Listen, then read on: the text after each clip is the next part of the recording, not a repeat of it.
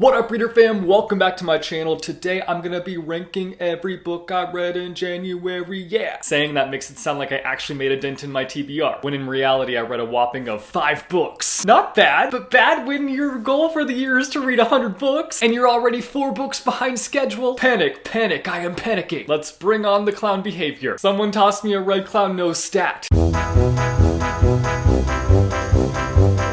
This is a new series where I'm going to be ranking the books that I read each month. This is a new series on my channel that I'm going to be doing every month, and it's replacing my books I've read recently / books I've read not so recently series. I decided to make my own ranking system, which I had y'all help me out with that on an Instagram live, which I've been doing a lot of Instagram lives lately, so if you want to follow me over there, it's at jessethereader. And I also made a Twitch for streaming, so if you want to follow me there, it's Jesse the Reader Streams. I wanted Jesse the Reader, but it was taken. I wanted Jesse the Gamer. It was taken. So I had to settle with Jesse the Reader Streams. Not the worst, but most definitely not the best either. Anyway, I had y'all help me brainstorm ideas for my different ranking levels, which I so appreciate because listen, my creativity bank is currently being repaired. It's taken its sweet time. Let me first off break down my rankings for you. Break it down now. We've got the Owns My Heart tier. Second place is the First Loser tier. Supporting Character tier. Where's the Flavor tier? And finally, the I Want a Refund tier. The worst of the worst, basically. I'm gonna be ranking each book I read in the month of January using this method, so without further ado, let's get started. Let's do the thing. Let's go. Let's get it.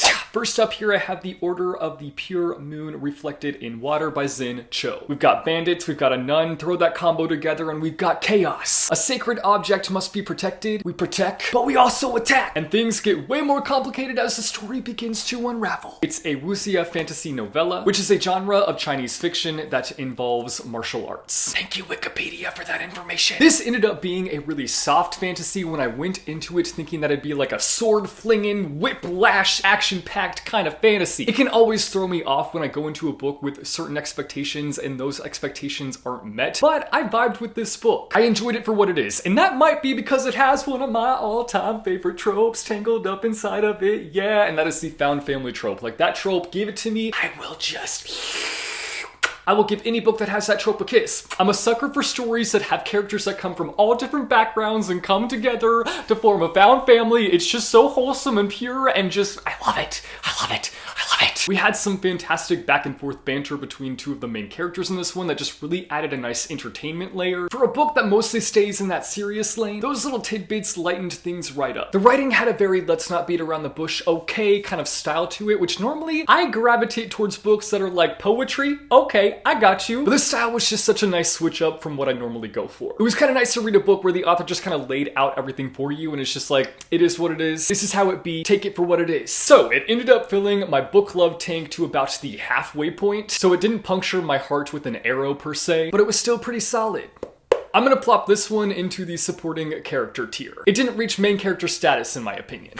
Next up, I read 1000 Paper Cranes by Takayuki Ishii. This is a nonfiction book that follows the life of Sadako, who dealt with complications years after the bombing of Hiroshima. It both delves into the history of the bombing and that event in history, while mostly following the life of Sadako. When I tell you that this book came at me with a hammer and beat me up, I mean it. It really said, I might be small, but I've got mighty emotions, and I'm gonna whack you upside the head with them. This one does a great job of kind of feeding you the history of the bombing of Hiroshima, and making sure that the reader does have kind of an understanding for that tragic event that took place, while also not lingering on it and not making that what the book is about and mostly following the life of Sadako. But it really does a great job of kind of like setting up that scene and giving you a great understanding for this event that happened and how it affected everybody long term. It's a beautiful depiction of this girl's life that, yes, was plagued with tragedy, but also had a lot of hopeful moments throughout it. And it never really loses that hopeful tone as Sadako's condition worsens. We see a lot of strength and hope in her to push forward and keep moving on. My only real complaint is that the story kind of slows down once we get to like the third part of the story, because I feel like this book is really kind of like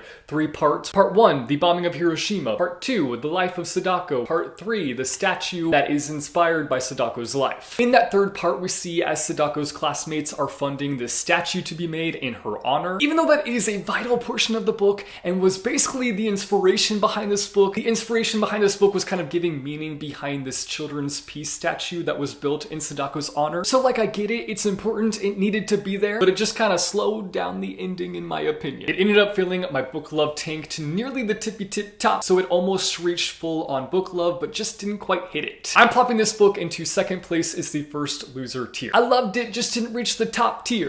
Next up, I read The Magic Fish by Trung Le Nguyen. This is a graphic novel, and it just destroyed me in the best way possible. I loved it. The Magic Fish follows a boy who is wanting to come out to his parents, but the thing is that there is a language barrier between them. The only true way that he is able to connect with his parents is through fairy tales. And we follow him on his journey of trying to figure out how to communicate who he really is to them. This graphic novel was stunning in every sense of the word, y'all. I mean stunning, from the illustrations to just the story overall to just the characters.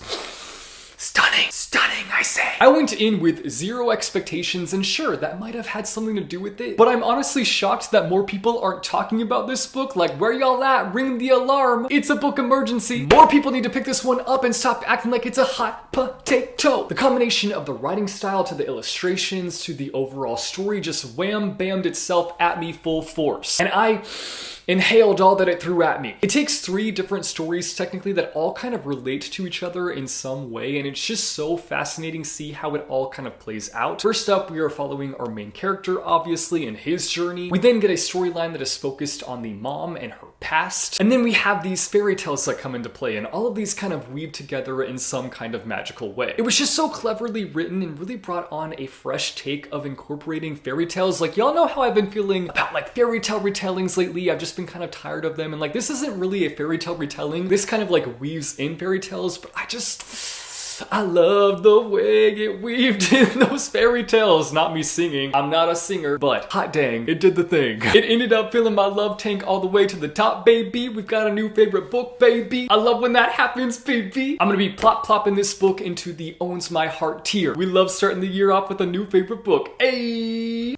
Next up, I read Lore by Alexander Bracken. This was the Booksplosion book of the month for the month of January. In Lore, we have the Agon, and basically what the Agon is a punishment for a past rebellion by the gods. And basically what happens during the Agon is that the gods must walk the earth as mortals. And essentially, they're hunted down. People want to take them out. We follow Lore, who ends up seeking revenge on the god who killed her family. Listen, Alexander Bracken did not come to play with this book. No, she did not. She shook me up left and right. Shook. Now, I will say that there is a point in this book where I hit a bit of a slump, but when I picked it back up to finish it for the live show, it pulled me right out of my slump. So it both put me in a reading slump and brought me out of the reading slump. You hit a point where it's a bit slow due to the world building, which let me just say, the world building is excellent. It's just a bit in the, slow traffic lane at some points. But then it pushes the pedal to the metal. Metal to the pedal, but then it pushes the metal to the pedal. Oh, is that how that goes? Confusion. Metal to the pedal. That sounds right. You push the metal to the pedal to go. And boom chakalaka, we're smooth sailing after that. Not even smooth, like we are high speeding it through the rest of the book. She does this thing where at the end of like each chapter, you get a cliffhanger. You'll reach the end of a chapter, it'll be a cliffhanger, and you'll be like, I can't not read the next chapter when you're doing something like that. In some ways, this book is like a combination of Percy Jackson and Shadowhunters, so if you like both of those things, you might like this book. It might be right up your alley. It's like a Shadowhunter and Percy Jackson sandwich. It's got a great cast of characters that will take you on a wild adventure as they do everything they can to survive and also get justice. It ended up filling my book tank nearly to the top. It was just that slumpity slump that kind of held me back from reaching the top, which means I'm plopping it into the second tier, which is second place is the first loser tier. The last and final book that I read is The Boy in the Black Suit by Jason Reynolds. In this book, we follow Matt, whose life has been struck with grief after the passing of his mother. Through this grief, he ends up landing a job at a funeral home, and we see him as he begins to understand and cope with this new life path that he has been set on. I had a realization, an aha, a light bulb moment as I was reading this book as to why I love Jason Reynolds' books, and that's because oftentimes they deal with grief. Like, a lot of the books that I've read by him have a grief element, and like, gravitate towards those kind of books because I love reading about grief because, I don't know, it's just the thing that shook up my life the most, and so I love reading about it because I feel like I just see myself in it and it just helps me kind of understand the complexity of grief as I read books about it. So maybe that's why I'm drawn to Jason Reynolds' books. I don't know, it's not that every book he writes deals with grief, but a lot of the ones that I've read have that element in it. Albeit, the thing that I liked about this book is that it wasn't drowning in grief. While that is a big portion of this book and it deals with death and grief and all of those things, it does not drown the book in it. On top of that, we are exploring the story of a boy who is just trying to figure out his place in the world and essentially navigating that all on his own as his father kind of went down a dark path after the passing of Matt's mom. And due to that, we see our main character Matt trying to find mentorship in different people within his life. In fact, one of the life mentors that Matt seeks out has become one of my all-time favorite characters, and that is good old Ray. We stand Mr. Ray in this house. Good morning to Mr. Ray and Mr. Ray only. While I love this one, it just still did not reach favorite level. It did not reach on my heart level. I feel like I was just kind of comparing it to Jason Reynolds' more recent books as I was reading it, which I know is not a good way to go about it. It's not good to like compare an author's books to their other books while you're reading one of their books, but it's just how it went. It's just how it went okay. It did not reach favorite level, but it almost did. But it didn't quite hit the top, and I'm going to be plopping this one into my second tier again, which is the second place is the first loser tier. So those were 5 books that I read in the month of January and their respective rankings. I feel like most of the books ended up in that second tier. We had one new favorite and one book that was just like in the middle, you know? I just felt okay about it. You guys should let me know down below in the comments if you have read any of these books and what your thoughts are on them. If you haven't read any of these books, then let me know down below in the comments the books that you read in the month of January. That's all I have for you guys today. If you like this video, be sure to go and hit that like button. If you want to see more bookish content from me, be sure to go and hit subscribe. We're going to hit that bell icon and you'll be notified every time I post new videos. As always, thank you guys so much for watching. I hope your day is bright, that tomorrow is brighter. Keep reading what your heart desires, and I will see you soon with a new video. Bye, y'all. The only true way that he is able to connect to his parents is through fairy tales. The story tales. The writing had a very let's not beat around the bush, but whoosh. I meant to say bush, not whoosh. Whoosh. What up, reader fam? Wow, throwback. Okay. The writing had a very let's not beat around the bush. It's not bush, it's bush.